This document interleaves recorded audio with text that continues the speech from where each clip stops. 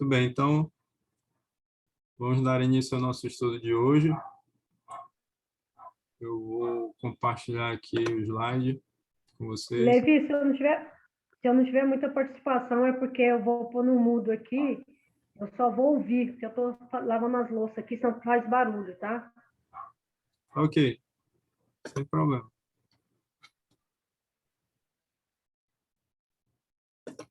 Tudo bem, meus amigos. Lembrando que se alguém tiver alguma dúvida, você pode perguntar durante a aula, ou você pode perguntar no final. A gente sempre deixa um espaço para as perguntas no final. Então, está aí, esse é o estudo sobre as profecias de Daniel e Apocalipse, sendo que agora o nosso foco são as profecias do Apocalipse, né? Já passamos do livro de Daniel e as aulas do livro de Daniel estão lá naquela playlist que eu mostrei para vocês. E nosso estudo de hoje, um reinado de 1000 anos, nós vamos falar sobre Apocalipse 20. É o capítulo do estudo de hoje, tá?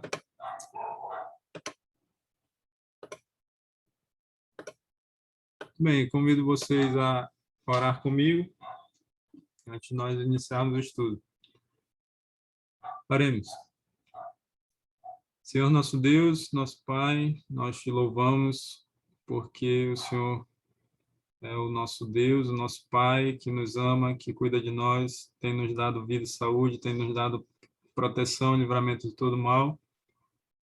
E por tudo isso, por todas essas bênçãos, nós te agradecemos, somos gratos ao Senhor e queremos, nesse momento, pedir a tua bênção sobre o estudo da tua palavra, que o Espírito Santo, que é a terceira pessoa da divindade, Deus Todo-Poderoso, esteja com cada um de nós, e assim como ele guiou os profetas que escreveram a tua palavra, que ele nos guie nesse momento também a toda a verdade, e nós possamos compreender o estudo que vamos fazer agora, e que a compreensão dessas verdades sejam para o nosso crescimento espiritual, seja também para o fortalecimento da nossa fé, e para que tenhamos esperança nas promessas que nós encontramos na tua palavra, Pai.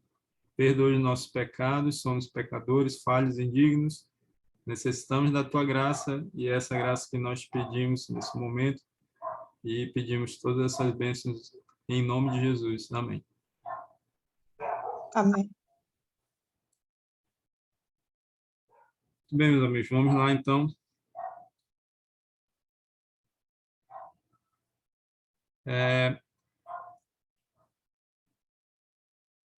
Todos nós temos uma vida corrida, né, agitada.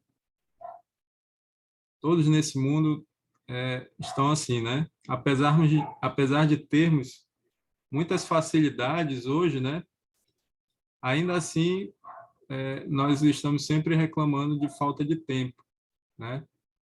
Eu penso aí nos tempos dos nossos avós, quando eles iam para a beira do rio, né? Não tinha água encanada, eles tinham que ir para a beira dos rios, dos igarapés, e aí eles iam lá, nossas avós iam lavar as roupas ali.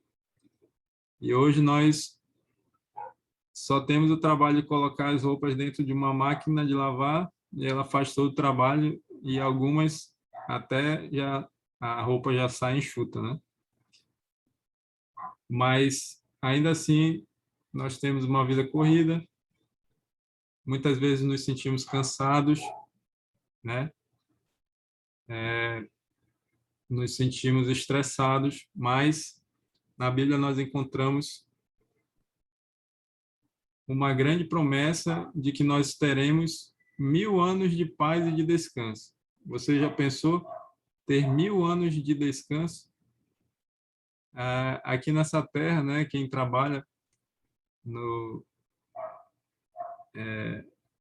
de carteira assinada, enfim, tem que se contentar com 30 dias de férias por ano, né? Mas depois da volta de Jesus, nós teremos 1000 anos para descansar. 1000 anos de paz. E é sobre esses 1000 anos de paz e descanso que nós vamos estudar agora. Primeiro vamos relembrar esses 2 versos aí que foram estudados na semana passada, no estudo anterior, sobre Apocalipse 19. Apocalipse 19, versos 6 e 7. Então ouvi uma como voz de numerosa multidão, como de muitas águas e como de fortes trovões, dizendo: Aleluia, pois reina o Senhor nosso Deus, o Todo-Poderoso. Alegremo-nos, exultemos e demos-lhe a glória, porque são chegadas as bodas do Cordeiro, cuja esposa a si mesma já se ataviou. Então, esses versos aqui, nesses versos nós encontramos o anúncio da volta de Jesus, né? Quando Jesus voltar, vai iniciar o reinado de Cristo aqui nessa terra, né? E é dito ali que vai ser anunciado a chegada das bodas do Cordeiro. Bodas é um casamento, né? O casamento do Cordeiro e da noiva, né? O Cordeiro, você já sabe, é um símbolo de Jesus, e a noiva aí é a igreja de Deus, né? O povo de Deus. Então, quando Jesus voltar, vai haver essas bodas do Cordeiro, né? Esse casamento entre Jesus e a sua igreja e o seu povo, né? E estes vão se unir para nunca mais se separarem, né? Louvado seja Deus por isso, e que nós possamos ter essa esperança, né, no nosso coração, de vermos Jesus voltando e que nós possamos estar preparados para esse encontro. Quando Jesus volta, né, então se dará início a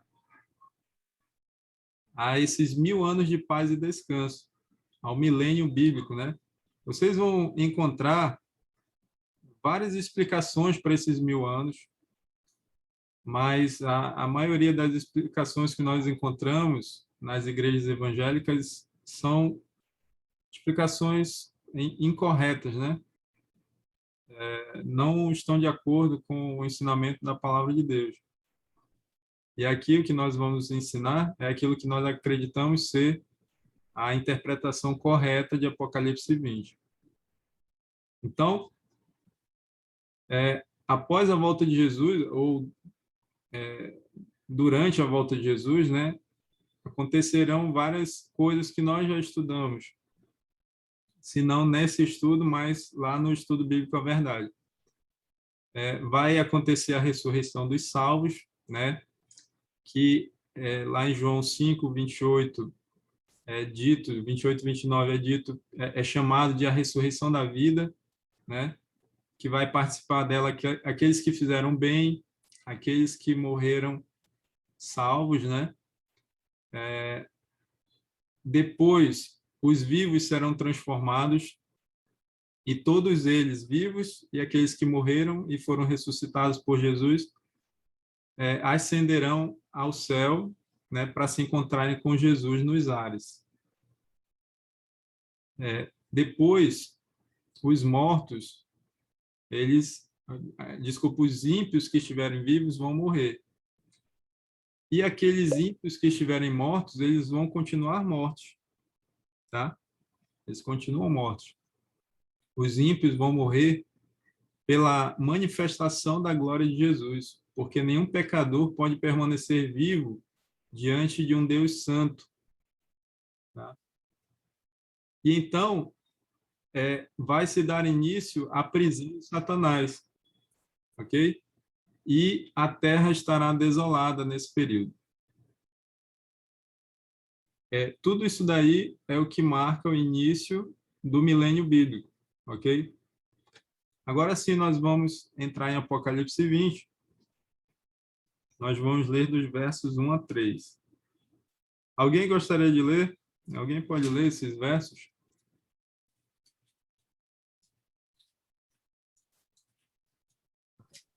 Então vi descer do céu um anjo. Tinha na mão a chave do abismo e uma grande corrente. Ele segurou o dragão, a antiga serpente, que é o diabo, Satanás, e o prendeu por 1000 anos, lançou no abismo, fechou e pôs o selo sobre ele, para que não mais enganasse as nações até se completarem os 1000 anos. Depois disto, é necessário que ele seja solto por pouco tempo.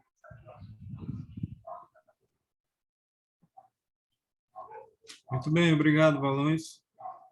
Então, meus amigos, após a volta de Jesus, vai acontecer, vai se cumprir essas palavras de Apocalipse 20, que dizem que um anjo vai descer do céu e vai prender Satanás.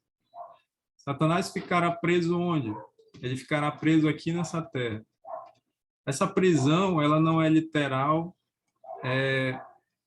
não é literal no sentido de ser do jeito que está aí nessa imagem. Ou seja, Satanás não vai ficar preso por correntes literalmente, mas ele estará preso aqui nessa terra. Ele não vai poder sair daqui e também ele não terá quem tentar. Então, essa prisão é uma prisão circunstancial, né? Como todos os ímpios estarão mortos, Satanás vai passar, após a volta de Jesus, ele vai passar 1000 anos de ociosidade. Imagina, desde quando ele levou Adão e Eva a pecarem, e de lá para cá já se passaram mais ou menos 6.000 anos. Então, Satanás nunca parou. E quando eu digo Satanás, isso inclui os demônios, né? Eles nunca pararam de trabalhar. E o trabalho deles, vocês sabem que é um trabalho maligno, né? Jesus disse que o ladrão veio para roubar, matar e destruir. Essa é a obra de Satanás. Mas, nesse período, ele não vai ter a quem tentar, ele não vai ter a quem enganar, ele não vai ter a quem destruir. Tá? Então, a prisão de Satanás é circunstancial. Mas diz aí, no final do verso 3, que depois disto, ou seja, depois dos 1000 anos, porque aqui diz que o anjo o prendeu por 1000 anos, né? Então, depois disto, ou seja, depois dos 1000 anos, é necessário que ele seja solto, pouco tempo, tá? Isso quer dizer que essa prisão circunstancial vai terminar depois dos 1000 anos. E a gente vai ver isso mais na frente.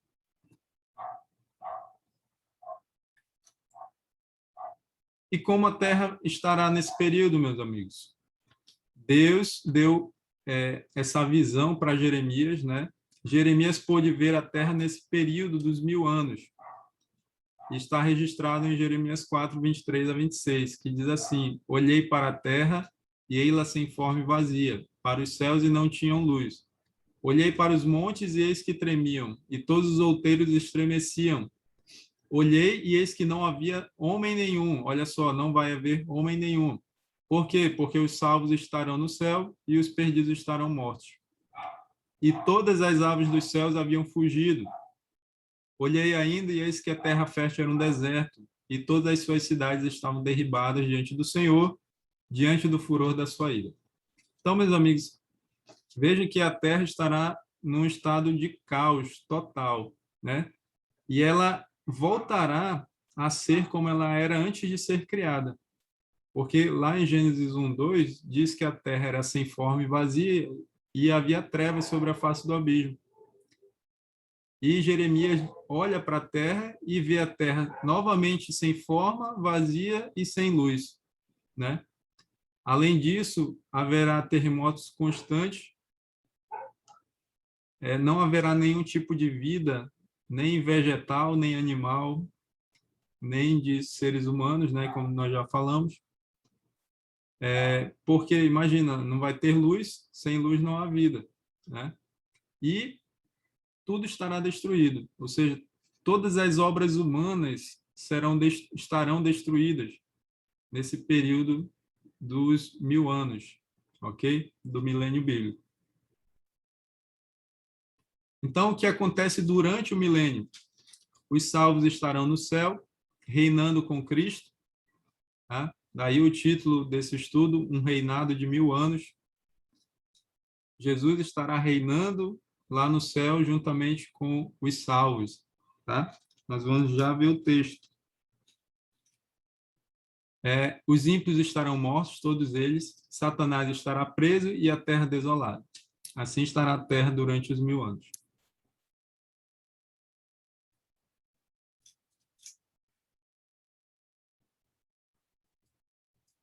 E olha só, meus amigos. Atos 17:31 diz que vai haver um dia em que todos serão julgados, né? Porquanto estabeleceu um dia em que há de julgar o mundo com justiça por meio de um varão que destinou e acreditou diante de todos, ressuscitando dentre os mortos. Só um minuto aí, meus amigos.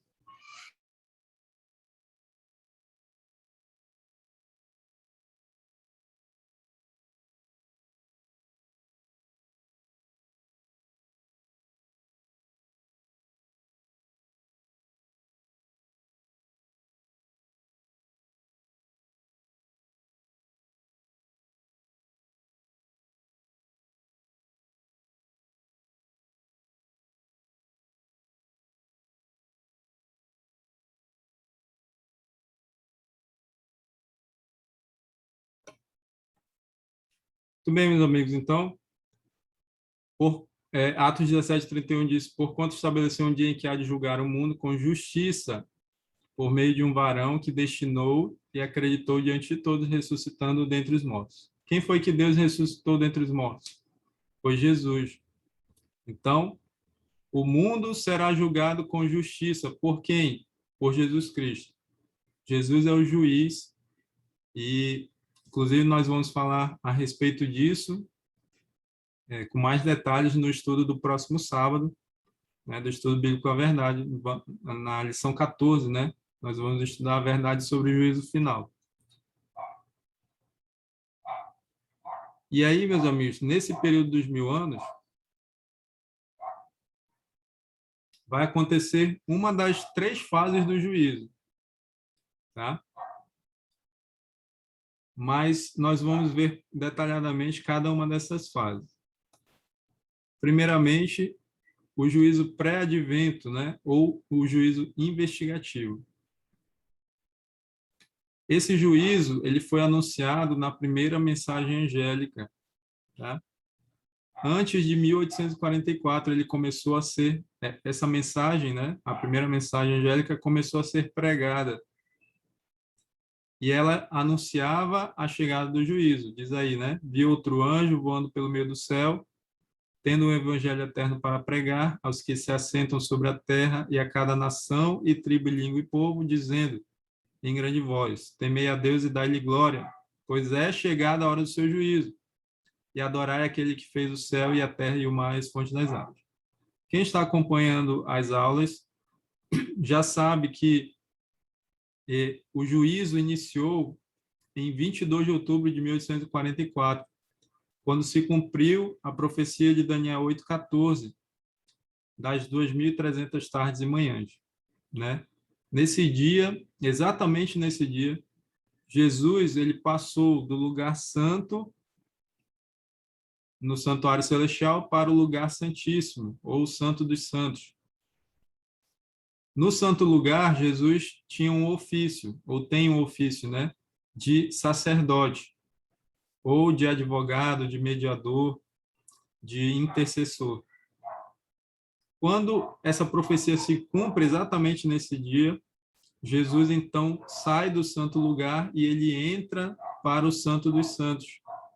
E aí Jesus assume uma segunda função no plano da salvação, que é a função de juiz, tá? E aí Jesus começa a julgar. Então Jesus hoje ele ocupa as 2 funções no santuário celestial: a função de sacerdote e de sumo sacerdote. Como sacerdote, Jesus nos defende diante do Pai. Jesus intercede por nós diante de Deus o Pai. Como juiz, Jesus julga a humanidade. E isso nos inclui. Tá? Lembrando que, nessa primeira fase do juízo, não serão julgadas todas as pessoas. Lá no livro de Pedro, na carta de Pedro, não lembro se é a primeira ou segunda, mas lá diz que o juízo deve começar pela casa de Deus. Então, o juízo pré-advento ou juízo investigativo, ele será apenas para o povo de Deus. E aí, para ficar mais fácil de entender, quem é o povo de Deus?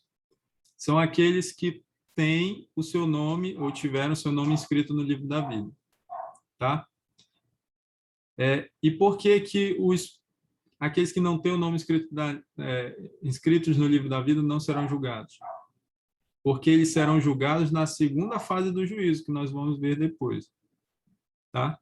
E, como diz lá no livro de João, Jesus disse que eles não são julgados porque, como eles não aceitaram a Jesus, né, então eles automaticamente já estão condenados. Eles nem passam eles nem precisam ser julgados, né? Vamos dizer assim, na primeira fase. Eles vão ser julgados na segunda. E por que que os salvos precisam ser julgados, meus amigos?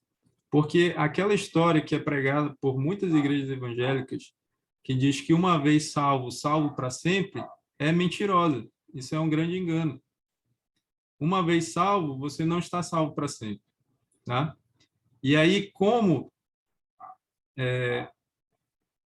isso é verdadeiro, que se eu estou salvo hoje, isso não significa que eu estarei salvo amanhã. Então, Jesus precisa julgar a todos que têm o seu nome escrito no livro da vida, para saber se esse nome vai permanecer ou não no livro da vida.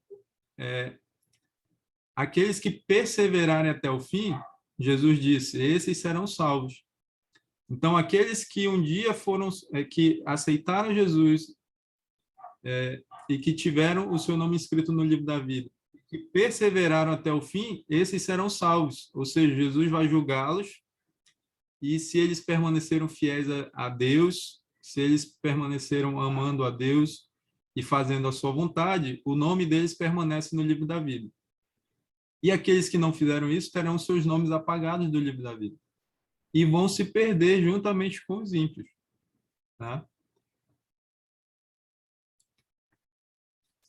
E aí, meus amigos, quando Jesus terminar esse julgamento de todos aqueles que vão participar da primeira fase, a porta da graça se fecha e Jesus sai do santuário. Tá? Isso está registrado no livro do Apocalipse. Tá? E quando isso acontecer, acaba a oportunidade de salvação. E isso vai acontecer exatamente, a porta da graça vai se fechar, quando a terceira mensagem angélica for pregada ao mundo e as pessoas forem avisadas de que, se elas continuarem adorando a besta e a sua imagem, elas receberão o cálice da ira de Deus e receberão a marca da besta. Tá? Então, quando essa mensagem for pregada e ficar bem clara a diferença entre aqueles que são de Deus e aqueles que não são de Deus, aqueles que aceitarem o sábado bíblico ou aqueles que aceitarem o sábado falso, né?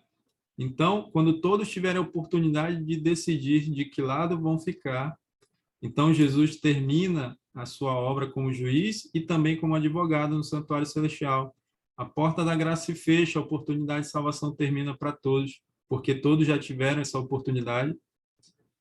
E então, logo em seguida, Jesus volta para dar cumprimento aí a tudo que nós vimos até aqui. Tá? Jesus volta, os mortos em Cristo ressuscitam, os salvos são transformados, todos são arrebatados para se encontrarem com Jesus nos ares, os ímpios vivos serão mortos, e aí começa os 1000 anos, ok? E é exatamente durante esse período dos 1000 anos que haverá a segunda fase do juízo, que é o juízo comprobatório, ou o juízo de comprovação. tá? E aí você vai entender por que ele é um juízo de comprovação. Vamos ler Apocalipse 20, verso 4 agora. Alguém pode ler? E também tronos, e nestes sentaram-se aqueles aos quais foi dada a autoridade de julgar. Vi ainda as almas dos decapitados por causa do testemunho de Jesus, bem como por causa da palavra de Deus, tantos quantos não adoraram a besta, nem tampouco a sua imagem, e não receberam a marca na fronte e na mão, e viveram e reinaram com Cristo durante 1000 anos. Muito bem, meus amigos. Vocês perceberam que esse verso aqui está falando dos salvos? Porque diz aqui, fala de pessoas que morreram por causa do testemunho de Jesus e por causa da palavra de Deus. Ou seja, aqueles que morreram por amor a Jesus, por amor à palavra de Deus, ou seja, os mártires, né? Fala daqueles que não adoraram a besta nem a sua imagem, que não receberam a marca na fronte e na mão. Ou seja, está falando dos salvos.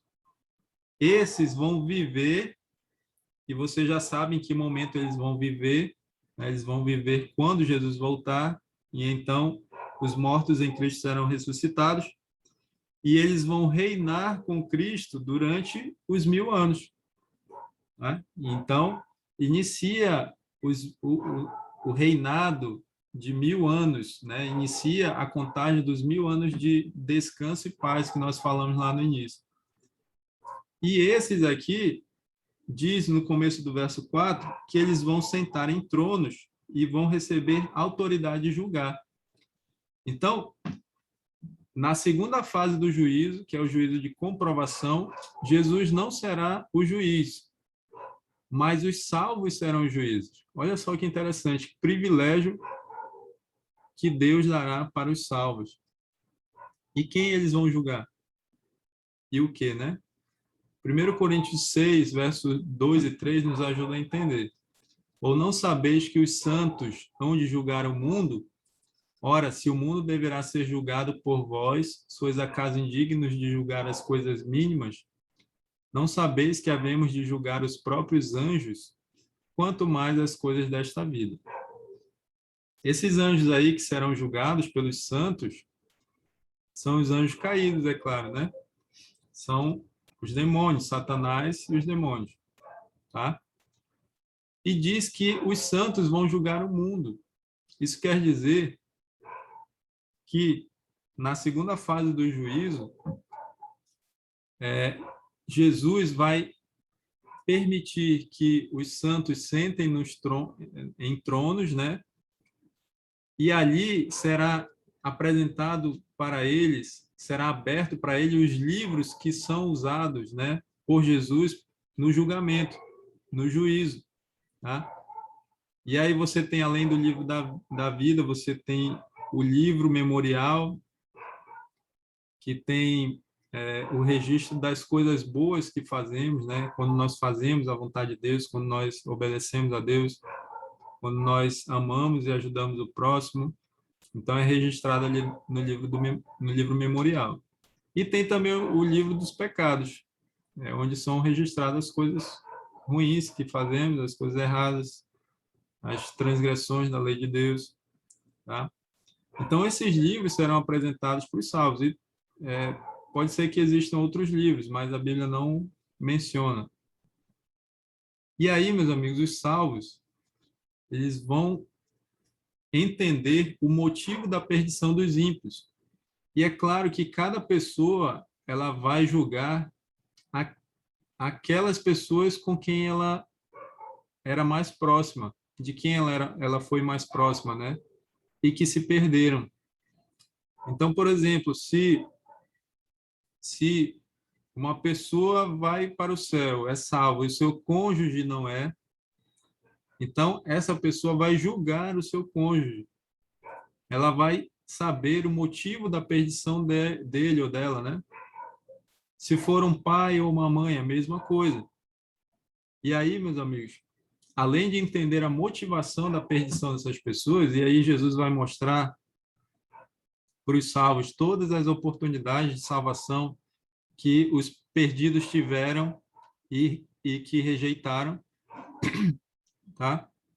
Além disso, será determinado o grau da punição desses ímpios, tá? Ou seja, quanto tempo eles levarão até que sejam totalmente consumidos pelo fogo, né?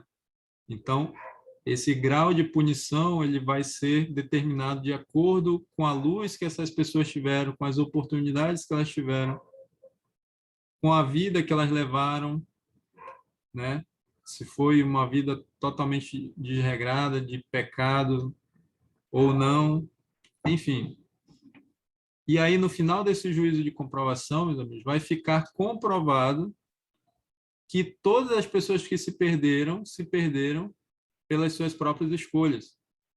E que Jesus, ao julgar essas pessoas e condená-las, né, Jesus não foi injusto, que todas elas se perderam e vão receber a condenação final de forma justa. Por isso que lá em Atos 17 diz que Jesus julgará o mundo com justiça, e essa justiça de Deus será comprovada ao final dos 1000 anos.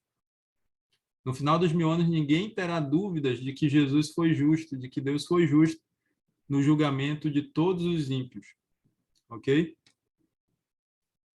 E então haverá a terceira e última fase do juízo, que é o juízo executivo. É quando será dada a recompensa final aos salvos e aos perdidos. E aí nós vamos ler Apocalipse 20, os versos 7 e 8. Tá? Alguém pode ler? Eu leio. Pode ler. Quando, porém, se completarem os 1000 anos, Satanás será solto da sua prisão e sairá a seduzir as nações que há nos 4 cantos da terra, Gog e Magogues, a fim de reuni-las para a peleja. O número dessas é como a areia do mar. Muito bem. Obrigado, Mirna. Então, quando se completarem os 1000 anos, Satanás será solto da sua prisão. Isso já tinha sido falado lá no verso 3, que nós vimos, quando diz que é necessário que Satanás seja solto pouco tempo. Então, esse pouco tempo que Satanás será solto será depois dos 1000 anos, quando se completarem os 1000 anos. E o que vai acontecer? O verso 8 diz que ele sairá a seduzir as nações que há nos 4 cantos da terra, a fim de reuni-las para a peleja. O número dessas é como a areia do mar. Então, imagina, meus amigos, o número dos perdidos é um número que a gente não tem nem noção, né? Imagina quantas pessoas já passaram por esse mundo, desde Adão e Eva, até Jesus voltar, né? Que nós cremos que está perto esse dia. Mas, levando em consideração que o número dos perdidos sempre foi muito maior do que o número dos salvos, né? Então, vai ser uma multidão de pessoas, e tanto é que a Bíblia compara com o número dessas pessoas, né, com a areia do mar. Então, serão muitas pessoas. Satanás terá um exército gigantesco. E aí ele vai enganar essas pessoas pela última vez e vai convencê-las de que eles podem conquistar pela força aquilo que eles não conquistaram de forma gratuita, né? Ou seja, Jesus ofereceu a eles a salvação, Jesus ofereceu a eles a vida eterna, Jesus ofereceu a todos a oportunidade de viverem na Cidade Santa, né? E na Nova Terra, mas como eles rejeitaram a oferta da graça, né? A oferta de salvação, eles vão tentar conquistar pela força, e Satanás vai convencê-los de que, por eles serem o número deles ser muito maior do que o número dos salvos que estarão dentro da Cidade Santa, Satanás vai convencê-los de que eles podem conquistar a Cidade Santa à força. E aí é isso que eles vão tentar fazer. E aí nós vamos ler aí Apocalipse 21, versos 1 e 2, que isso aqui vai se cumprir depois dos 1000 anos, né? João, em visão, ele diz que viu o novo céu e nova terra, pois o primeiro céu e a primeira terra passaram e o mar já não existe. Vi também a cidade santa, Nova Jerusalém, que descia do céu da parte de Deus, ataviada como noiva adornada para o seu esposo. Então, meus amigos, lá em João 14, de 1 a 3, Jesus prometeu que quando ele voltasse para o céu, ele prepararia para os seus filhos um lugar, né? Esse lugar que Jesus está preparando para os salvos é dentro da cidade santa, que é chamada de a Nova Jerusalém. Essa será a capital da nova terra. Depois de se completar os 1000 anos, essa cidade santa vai descer do céu e dentro dela estarão Jesus e todos os salvos, tá? Essa cidade santa vai pousar aqui na terra, ela não vai ficar suspensa, tá? Mas ela vai pousar na terra, mais especificamente lá onde hoje é o Monte das Oliveiras, que é exatamente o local de onde Jesus partiu para o céu, né, depois que ele ressuscitou. E ali a cidade santa vai pousar, e é ali que vai se dar esse confronto final entre Satanás e o seu exército, o exército dos perdidos, e Jesus e o seu exército, que são os salvos que estarão dentro da cidade santa. O que vai acontecer depois? Vamos ler os versos 9 e 10. Alguém pode ler?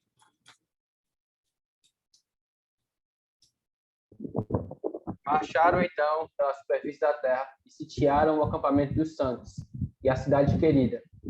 Desceu, porém, fogo do céu e os consumiu. O diabo, o sedutor deles, foi lançado para dentro do lago de fogo e enxofre, onde já se encontram não só a besta, como também o falso profeta, e serão atormentados de dia e de noite pelos séculos dos séculos. Muito bem, obrigado, Valões. Então, meus amigos, o que vai acontecer? Satanás convenceu, ou vai convencer, né, os perdidos de que eles podem conquistar a cidade à força. Então, eles vão marchar em direção à cidade santa. Eles vão chegar a sitiar é cercar. Então, eles vão cercar a cidade santa, só que é nesse momento que Jesus vai ordenar que desça fogo do céu, e esse fogo do céu vai consumir. E quando diz consumir, meus amigos, é não sobrar nada da pessoa, é não sobrar nenhuma partícula sequer. Esse fogo vai consumir totalmente cada pessoa, tá? E o último a ser totalmente consumido pelo fogo será Satanás. Porque além de levar os pecados dele, ele vai levar sobre ele o pecado de todos os salvos também. E aí, meus amigos, esse é o juízo executivo. Os salvos vão receber de Jesus como recompensa a vida eterna, e os perdidos receberão como recompensa, pelas suas próprias escolhas, a morte eterna. Então, eles serão lançados dentro do lago de fogo e enxofre, e ali eles serão queimados, e eles serão totalmente consumidos. Mas aí você pode estar se perguntando, mas Levi aí diz que eles serão atormentados de dia e de noite pelos séculos dos séculos. Dá a entender que eles vão queimar eternamente. E aí vai contra o que eu acabei de falar, que eles serão totalmente consumidos.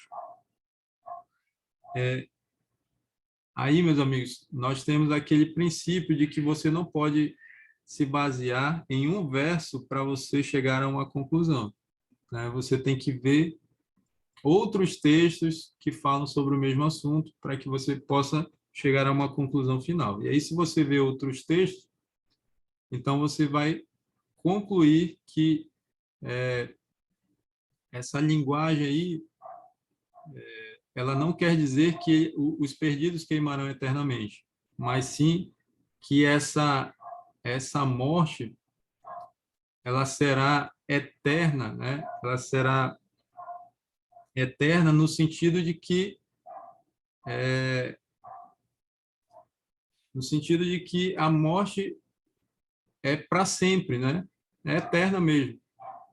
Não no sentido de que eles queimarão eternamente, tá? Porque a Bíblia diz que essa destruição será total e repentina, tá?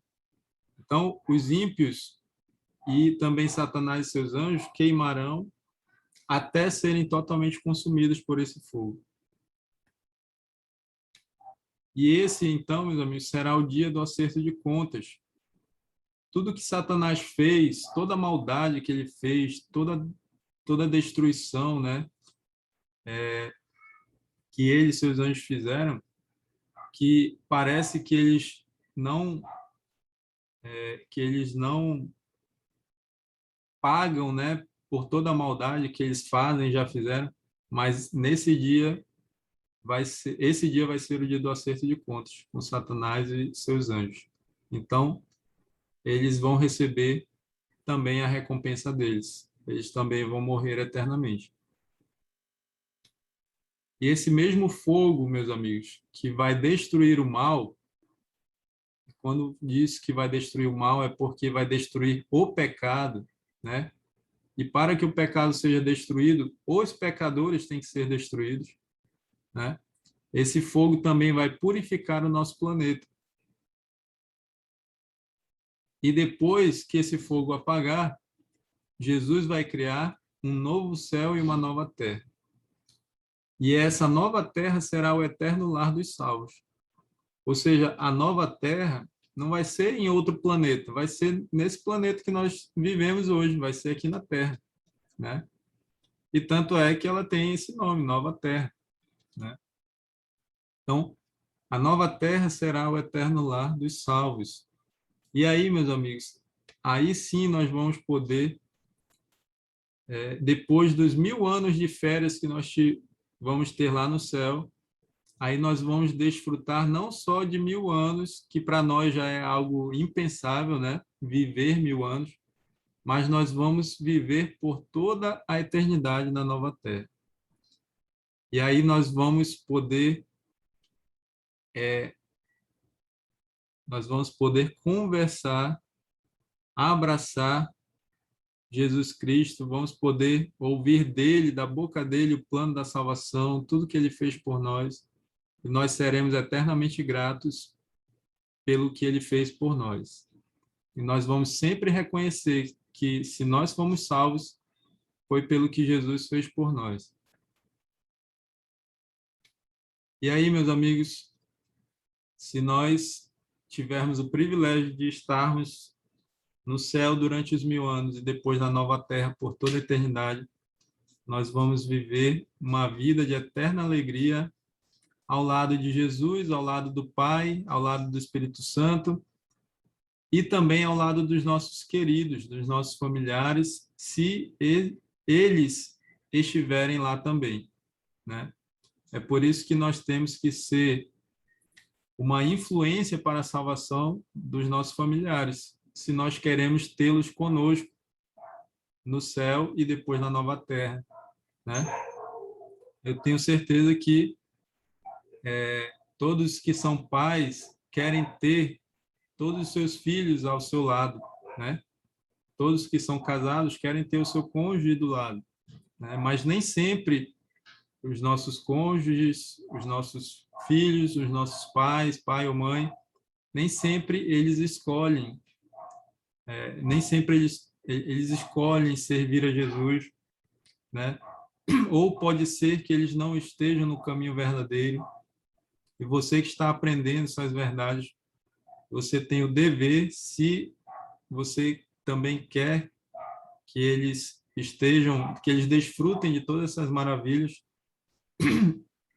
que Deus nos promete na sua palavra, todos nós temos o dever de falar dessas verdades para eles e de apresentar essas promessas, aquilo que Deus promete para cada um de nós, que é muito melhor do que os prazeres que esse mundo oferece. Esse mundo oferece muitos prazeres, mas todos eles são passageiros e no final levam à morte. Mas aquilo que Deus nos oferece é eterno e jamais passará. Uma vida de eterna felicidade no céu e depois na nova terra. Então, meus amigos, diferente do que muitos falam de que o Apocalipse é um livro que não pode ser entendido e que é um livro que só tem desgraças, vocês estão vendo que, pelo contrário, o livro do Apocalipse pode ser entendido por todos. E o livro do Apocalipse contém muitas promessas que trazem esperança ao nosso coração. Então, que você se apegue a essas promessas, que você creia nelas e que você se prepare para receber, para que essas promessas se cumpram na sua vida. Então, esse é o nosso desejo como professores aqui na classe Bíblica Verdade, é o meu desejo, o desejo do professor Dácio, tá? E nós, então, assim concluímos com essas palavras o estudo de hoje. Nós vamos agora e depois nós vamos abrir espaço aí para que vocês possam fazer suas perguntas, tá? Então, vamos orar. Senhor nosso Deus e Pai, muito obrigado por mais um estudo que fizemos da Tua Palavra, um estudo onde nós podemos compreender, Pai, a respeito dos 1000 anos, que só haverá 2 destinos para a humanidade, e isso nos inclui. Ou nós estaremos no céu, reinando com Cristo durante os 1000 anos, ou estaremos mortos aqui nessa terra.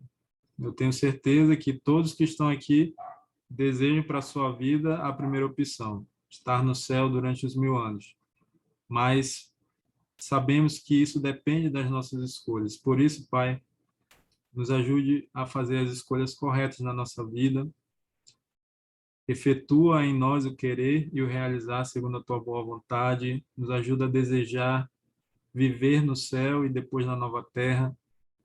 Que nós possamos nos desapegar das coisas desse mundo e possamos ter prazer nas coisas espirituais e possamos desejar realmente viver no céu contigo. E que nós possamos nos preparar para a volta do Senhor Jesus e não só nós, mas também possamos ajudar a ser uma luz, uma influência para a salvação daqueles a quem nós amamos, para que nós tenhamos a companhia deles também no céu e também na nova terra, Pai. Abençoe nossos amigos que estiveram presentes aqui nessa aula, aqueles que assistiram depois, que eles continuem crescendo na tua graça e no teu conhecimento. É em nome de Jesus que nós te pedimos e agradecemos essas bênçãos. Amém. Amém. Muito bem, meus amigos, eu agradeço a presença de vocês. Eu estou despedindo aqui, mas vocês sabem que fica o espaço aberto aí para quem quiser comentar, para quem quiser fazer alguma pergunta. Eu espero que essa aula tenha sido proveitosa para vocês e nosso próximo encontro será sábado, tá? No Estudo Bíblico à Verdade.